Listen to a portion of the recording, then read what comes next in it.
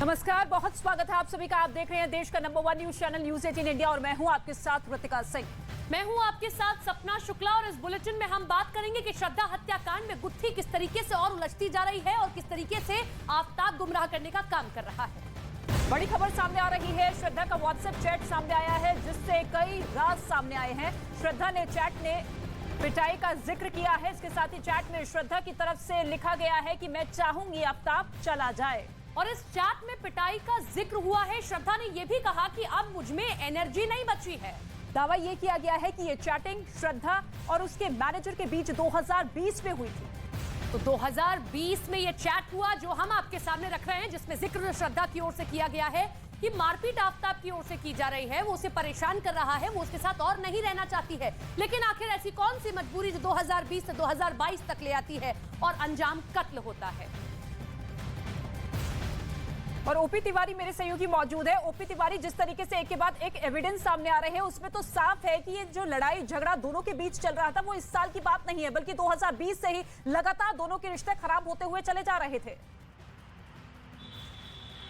बिल्कुल, ये चैट 24 नवंबर 2020 की है और इस चैट में श्रद्धा ने सिलसिलेवार तरीके से लिखा है कि किस तरीके से उसके साथ मारपीट हुई और किस तरह से उसका शरीर टूट रहा है। सबसे महत्वपूर्ण बात इस चैट में एक और है, श्रद्धा इस चैट में पुलिस स्टेशन जाने की बात भी लिख रही है, लेकिन इसके बाद श्रद्धा पुलिस स्टेशन गई या नहीं इसका कोई रिकॉर्ड फिलहाल अभी तक नहीं मिला है। लेकिन श्रद्धा इस चैट में ये भी कह रही है कि वो पुलिस स्टेशन जाएगी। श्रद्धा के जो साथी हैं वो उसको सांत्वना दे रहे हैं कि आप चिंता मत कीजिए, इस घड़ी में हम आपके साथ हैं, और तमाम एड्रेसेस मुहैया करा रही है जो संभवतः आफ्ताब के या और लोगों के हो सकते हैं। लेकिन श्रद्धा ने इस पूरी चैट में एक बात जो स्पष्ट तौर पर लिखी है वो है उसके साथ मारपीट हुई। और मैं आपको बता दूं कि 3 दिसंबर 2020 को श्रद्धा हॉस्पिटल में एडमिट हुई थी, जिसके बारे में डॉक्टर ने भी जिक्र किया है, और ये मारपीट उसके ठीक 4-5 दिन पहले की है, जैसा कि डॉक्टर्स ने भी अपनी रिपोर्ट में उस समय कहा था।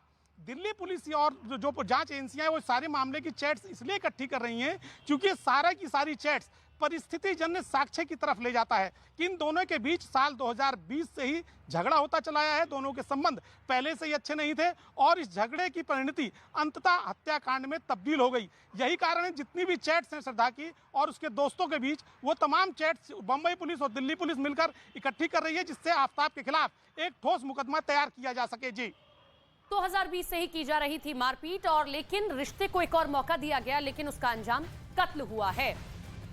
तो श्रद्धा हत्याकांड से जुड़ी एक और बड़ी खबर आपको बता दें, आफ्ताब के वकील का बड़ा बयान सामने आया है। आफ्ताब के वकील का कहना है कि आज आफ्ताब का नार्को टेस्ट हो सकता है। तो बड़ी खबर आपको बता रहे हैं जहां पर ये वकील का बयान सामने आया है जिसमें कहा गया है कि नार्को टेस्ट हो सकता है, क्योंकि पुलिस की कोशिश यही है कि नार्को टेस्ट बहुत जल्द से जल्द करवाया जा सके ताकि उसके जरिए कई राज आफ्ताब उगल सके। Police will be perhaps police will today go for the narco test and police will go today for the narco test. Most probably narco test will be done today. और श्रद्धा मर्डर केस में Delhi police की जांच अब तेज हो गई है। Police ने आज श्रद्धा के दोस्त लक्ष्मण नाडर का बयान दर्ज किया है। पुलिस ने लक्ष्मण नाडर के घर जाकर उनका बयान दर्ज किया। लक्ष्मण ने आरोप लगाए थे कि आफ्ताब उसकी दोस्त श्रद्धा के साथ मारपीट करता था और ये बात खुद उन्हें श्रद्धा ने बताई है। इस बात का जिक्र उसका दोस्त करता हुआ नजर आया है कि श्रद्धा के साथ आफ्ताब किस तरीके का व्यवहार रखता था, मारपीट उसके साथ करता था। और इसके साथ ही एक फोटो भी जारी की गई है जिसमें आप देख सकते हैं कि किस तरीके से उसके चेहरे पर कई चोट के निशान है। ये देखिए, आंख सूजी हुई नजर आ रही है, नाक पर चोट के निशान है, इसके साथ ही गाल सूजे हुए नजर आ रहे हैं। और इसी तस्वीर के साथ आप अंदाजा लगा सकते हैं कि किस तरीके से दोनों के बीच के जो रिश्ते थे वो लगातार 2020 से ही बिगड़ते चले जा रहे थे। 2020 में जो चैट भी सामने आया वो भी इस बात का बयान करता है कि दोनों के बीच सब कुछ ठीक नहीं था। लक्ष्मण नाडर ने भी इस बात का जिक्र किया कि श्रद्धा ने उसे बताया था कि आफ्ताब उसके साथ मारपीट करता है। आज लक्ष्मण नाडर का बयान दर्ज कर दिया गया।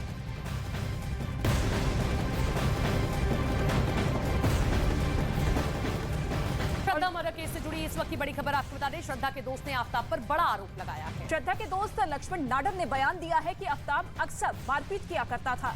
ये सीधे तौर पर आरोप यहाँ पर श्रद्धा के दोस्त लगाते हुए नजर आ रहे हैं कि मारपीट किया करता था। इस बात का जिक्र श्रद्धा ने दोस्त के सामने किया था फोन के जरिए कि उसका व्यवहार मेरे साथ अच्छा नहीं है, मारपीट करता है, हर रोज लड़ाई होती है और ऐसे में मैं चाहती हूँ कि आफ्ताब कहीं चला जाए। वो चाहती थी कि आफ्ताब के साथ वो नहीं रहे, लेकिन फिर भी क्या कुछ मजबूरियां थी, इसको लेकर पुलिस अपनी तफ्तीश को आगे बढ़ाती हुई नजर आ रही है। लेकिन फिलहाल ये बड़ा आरोप श्रद्धा के दोस्त की तरफ से।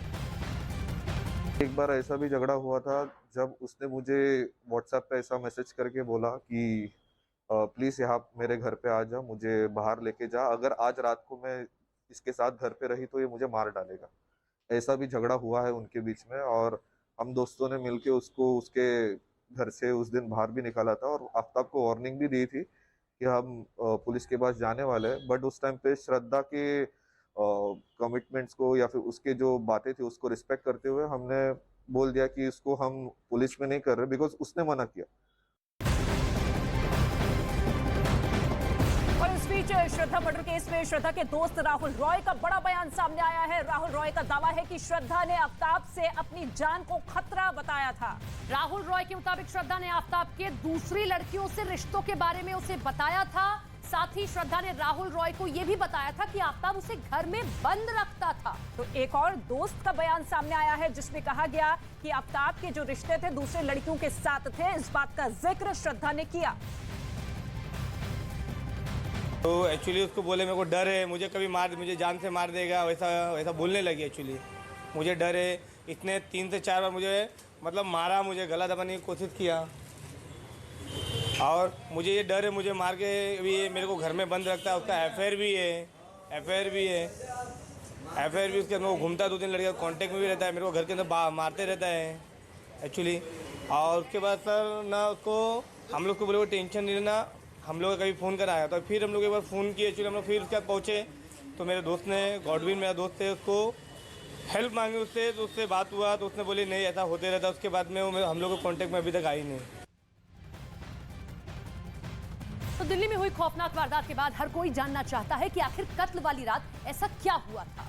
ऐसा क्या हुआ था कि आफ्ताब जो है इंसान से हैवान बन गया। लेकिन श्रद्धा केस के आरोपी का नार्को टेस्ट होगा। इस वक्त की बड़ी खबर आपको बता दें, आरोपी आफ्ताब का नार्को टेस्ट होगा, जिसको लेकर पुलिस लगातार जोर देती हुई नजर आ रही थी, जिसकी इजाजत मिल चुकी है और बहुत जल्द वो तारीख भी सामने होगी जब आफ्ताब का नार्को टेस्ट होगा, जिसके जरिए ये जानने की कोशिश की जाएगी कि आखिर जो दावा उसकी तरफ से हर रोज अलग अलग किया जाता है कि कहीं पर उसने श्रद्धा के जो शव के टुकड़े हैं यहाँ पर फेंक दिए हैं, दूसरे राज्य में फेंक दिए हैं, ऐसे में उस कड़ी तक पहुंचना अभी पुलिस के लिए बहुत जरूरी है। और इस बीच ये बड़ी खबर कि नार्को टेस्ट होगा।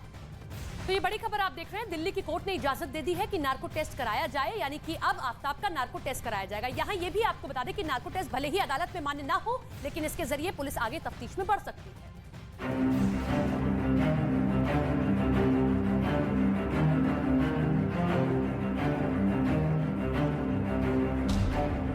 आफ्ताब की खुलने लगी कुंडली, नशे और नफरत का खौफनाक खेल, कत्ल की साजिश का खुला राज।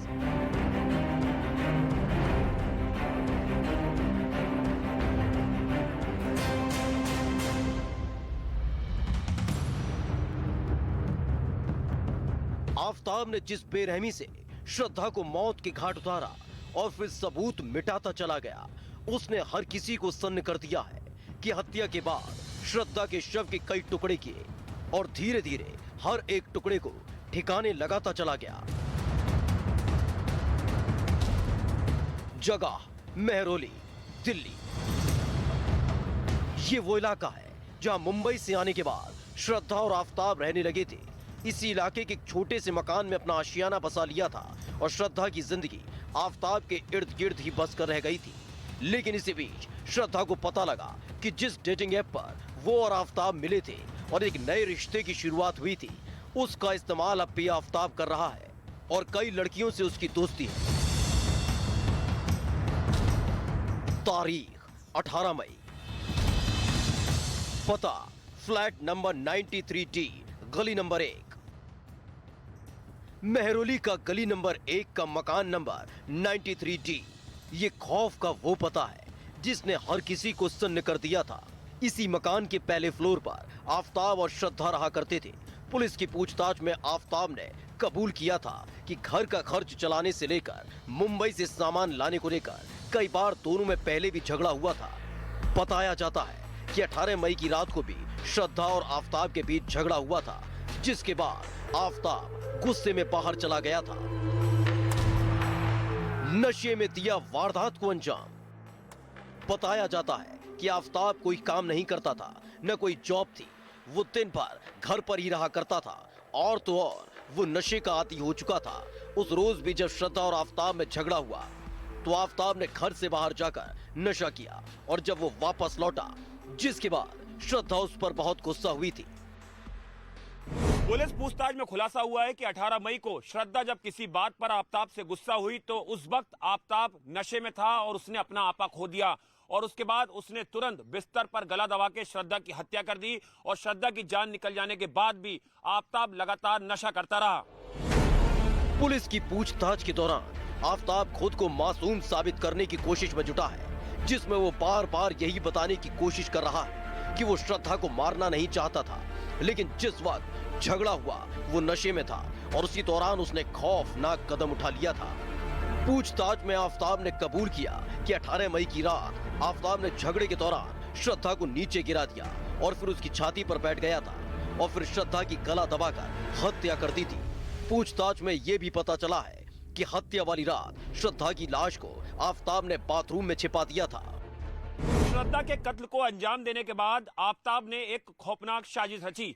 ये साजिश थी मौकाए वारदात से सबूतों को मिटाने की, जिसके लिए उसने अपने लैपटॉप से इंटरनेट का सहारा लिया और उस इंटरनेट के जरिए वो लगातार इंसानी खून के धब्बे घर से कैसे मिटाए जाते हैं ये तलाश करने लगा। यही नहीं, उसने इंटरनेट के जरिए एक खास तरह के एसिड के बारे में पता करा, जिस एसिड को उसने बाजार से खरीद कर लाया और उसके बाद उससे पूरे घर को साफ कर दिया। यही वजह थी कि एफएसएल टीम को घर से कोई सबूत बरामद नहीं हुआ है। इस एसिड की जानकारी मिलने के बाद उसने हैवानियत की सारी हदें पार कर दी थी और फिर श्रद्धा के शव के कई टुकड़े कर दिए थे और उसके बाद उन टुकड़ों को एक पॉलिथीन में भरकर घर में रखे फ्रिज में रख दिया था। आफताब ने प्लानिंग बनाई थी कि वो रोज दिल्ली के अलग अलग हिस्से में श्रद्धा के शव का एक एक टुकड़ा फेंकेगा और इस तरह पूरी लाश को ठिकाने लगा देगा। तो वहीं हत्या वाली पूरी रात आफताब घर को सल्फर हाइपोक्लोरिक एसिड से साफ करता रहा। यही नहीं, इसके बाद भी वो रोजाना अपने घर को इसी एसिड से साफ करता था, जिसकी वजह से फॉरेंसिक टीम को घर के अंदर से खून के धब्बे भी नहीं मिले। लेकिन अभी उस खौफनाक रात के कई और राज सामने आने बाकी हैं, जो फॉरेंसिक रिपोर्ट के साथ साथ आफताब के नार्को टेस्ट के बाद सामने आ पाएंगे।